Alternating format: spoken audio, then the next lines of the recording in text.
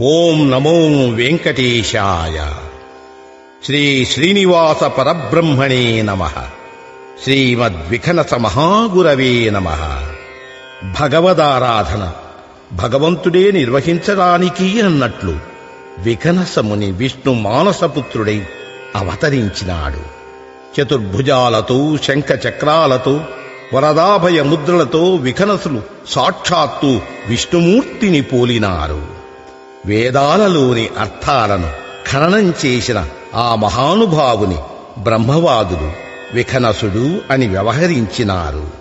ఆ విఖనసుని హృదయం నుండి ఆవిష్కరింపబడిన విష్ణు పూజా విధానం వైఖానస ఆగమంగా ప్రసిద్ధిని పొందినది.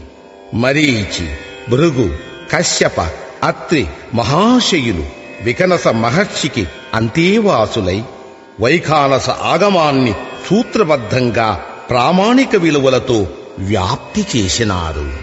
ఆనంద నిలయుడైన వెంకటరమణుడు తన పూజా విధానానికి ఈ వైఖానస ఆగమోక్త విధానాన్ని కట్టుదిట్టం చేసి ఆ ఆగమ ప్రయోగ సౌందర్యాలకు నిత్యము మురిసి పరమానందర సాంబుధిలో ఓలలాడుతాడు.